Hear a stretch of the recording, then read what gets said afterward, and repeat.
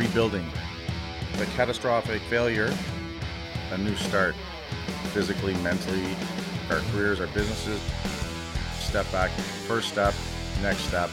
The driver in me just wants to get it done tomorrow. We'll do this, do that, let's move this, where are we at with this? You build some confidence, build some self-esteem, start to feel better about yourself. The Silverback Blueprint Podcast, a show for men over 40. We focus on getting stronger, staying motivated, building discipline, creating a community, and becoming truly happy. Hey guys, and welcome to episode 102 of the Silverback Blueprint Podcast. Today I want to talk about the beauty of choice. And we're just going to take a second here because I'm trying to set a timer here, or stopwatch or something on my phone. I don't know what the hell's going on. I was reading some cool stuff the other day. I'm always reading. I find I'm reading more and more, and it's super powerful. And you know what's really cool about reading more? You get better at reading, right? I think that's a thing for a lot of us that haven't read in a long time, or, I used to read in school and I hated it because I hate school. Well, I'm sure for a lot of people it was that. But I find when we're reading stuff that's relevant to what we're looking to accomplish and means something specific to us, I will take that information in more efficiently and we'll want to do it more. But it's a habit. It's a habit that has to be developed. And like anything else, you get better at it. The more times you do it, the more effort you put into it, and the more focus. So I was reading, and I came across a cool thing, and I should have made a note because I'm not quite sure where I read this, but it said, a body built from hard work is impressive. A body built to impress gym rats is not. So I thought it was interesting because both scenarios have a greatly built body at the core, right? But what's really cool is the why that we need to look at. If someone's built a great body from hard work, and that's what's important to them, and it makes them feel good, and that's, they're conscious about how they look and how they feel, and they want to be healthy, and they put that work into the gym, and they're careful about what they eat. That's super, super cool and impressive. And I've always said that about bodybuilding.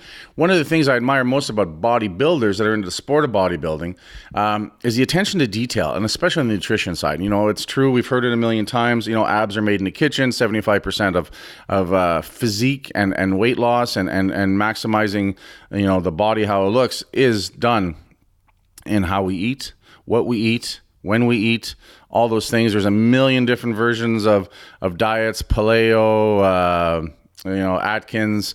What's the one where you don't eat for 2/3 of the day? Intermittent fasting, that kind of thing. All kinds out there. And I think that's where we chase that a little bit because we think this is going to be the next best one. And this one seems like it's going to be easier.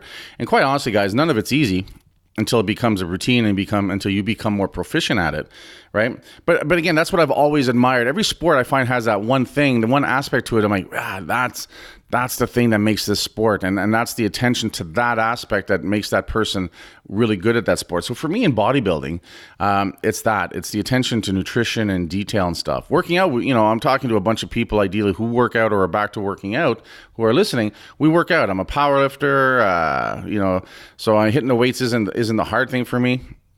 It isn't the, we're past that. That's something I'm going to do forever and stuff. But, hitting the intensity and the heavy weights and stuff, for me, that's super important, being speedy and explosive on the moves and stuff and generating tremendous power. In powerlifting, to me, that's that one aspect that when you look at the sport is truly the thing that people need to focus on, and the better they focus on the attention to those details will make you a better powerlifter. For bodybuilding, it's the nutrition part. But I think what we're going with this here is talking more about the psychology and the mental reasoning as to why these two people, George and Steve. George has built a great body because he loves working out and he wants to feel good. And, he's put a lot of hard work and he's built an impressive body, but he's done it for himself and he's done it for very positive reasons, hopefully.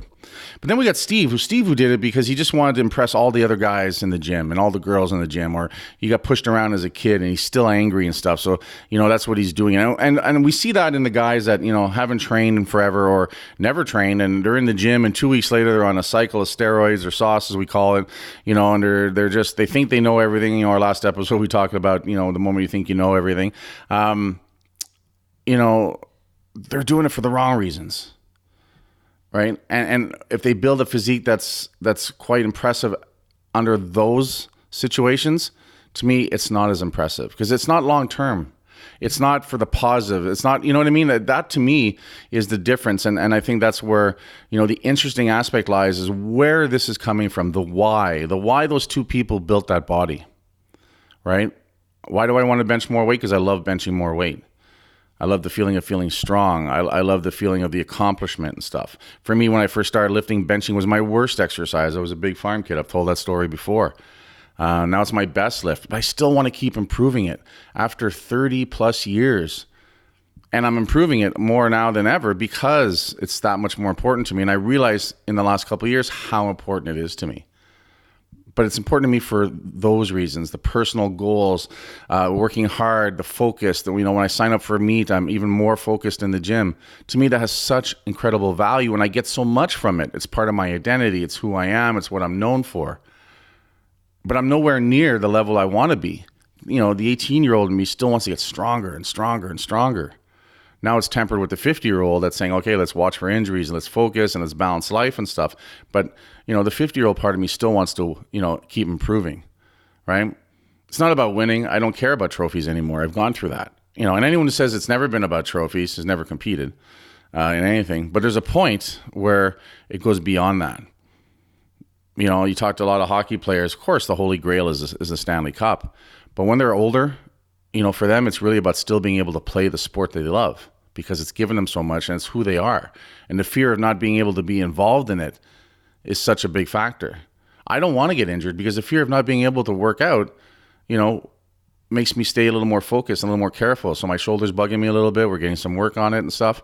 Well, before I normally would have done that 20 years ago because it's still very important to me, right? So as I build and I keep getting stronger and I keep focusing on that, it's really, really important for me that continues.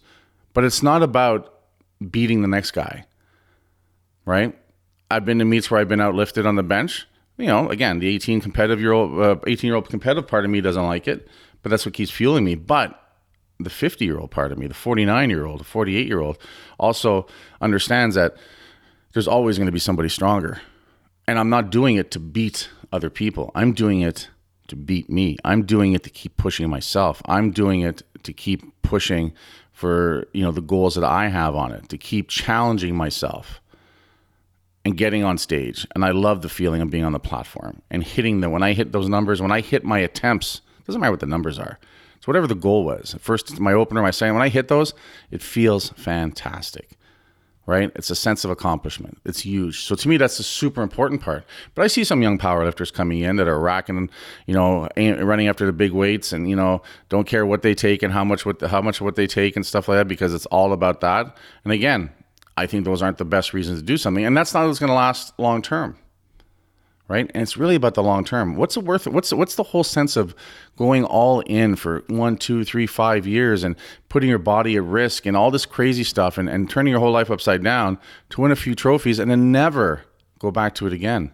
To me, that is, I think, what we're looking at when we talk about the two different guys attaining the same physique and why they did it. Right? Is that the value and what it means is more important. Why we're doing it.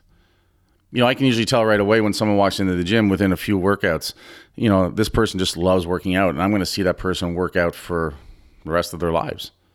Doesn't matter when they start. Some people started young. Some people are just starting. I got a guy in the gym just started. He's like 43 years old. Never worked out before in his life.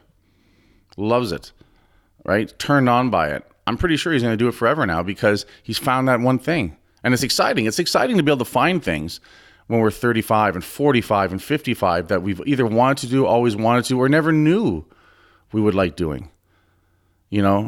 I think, and one of the things we always try to get through on this podcast is that when you're over 40, it's far from over. When you're over 50, it's far from over. In fact, it's just getting interesting because we've got tools and resources at our fingertips now that we didn't have when we were in our 20s. Now it's about, pointing them in a direction. Now it's about lining them up. Now it's about getting serious. Now it's about getting focused. Right? That makes a big difference overall. I remember working out when I was like 18 and could barely afford the membership, let alone any supplements. And back then there wasn't a lot of great supplements anyway. But at the end of the day, you know what I mean? Like I didn't have access to the things, now I take it for granted. I mean, I want a 5-pound protein. I just walk in the gym and I grab a couple, right? Well, when I was 18, I couldn't afford one. I don't even think they made 5-pound proteins back then. I think they were 1 and 2 pounds. But I couldn't afford it. You know, that kind of thing. There was just no way. Now it's just like, yeah, this, if I look at my counter, you know, the whole family uses it. There's a whole bunch everywhere. So we have more resources now. So it's about finding out those things that you want to do, but do it for the right reasons. Do it for the reasons of it makes you feel better, you feel healthier, you have more energy, right? That's what's super important, right? And I think the sooner we learn that lesson, the further we're going to go. And I think there's a sense of calm that happens when we realize, and I tell the young guys all the time, you know, when they're getting frustrated with their powerlifting, and I could tell that they're loving it, or their bodybuilding, and I could tell that they're loving it, and they're 20, and they're frustrated. I'm like, hey, listen, you've only got 60 more years of lifting left in you. It'll be okay. You know what I mean? And that's, I think, the lesson here too, right? Is that when it becomes something you do because it's part of you and it's important for you, you'll go further, you'll do better, and you'll do it for a lot longer. And to me, that makes a lot more sense. That's worth it. That's something that we can sustain and reap the benefits of for the rest of our lives overall. Not the flash in the pan. We're not doing it because we're angry. We're not doing it because we're pissed, right? That's the wrong reason to do stuff. You know, we can get upset with ourselves because we don't like where we are, and we can get a little angry about it, right? But it should never be like, I'll fucking show him. It should never be any of that stuff. It should be, hey, listen, I don't like the way I feel right now. I don't like what just happened. I don't like where my life is going. So I'm a little angry about that. I'm going to turn it around and make some changes. To me, that's the way to handle that. That's the way to channel that anger overall. Guys, that's all I have to say about that. Listen, at the bottom of this episode, you can go down and rank us or review us and give us a 5-star rating. It really helps us, guys. As well, head on over to hostilegear.com and use the term code Silverback, English failing, and save 20% on something really cool to wear or for your training. And I'll talk to you guys later.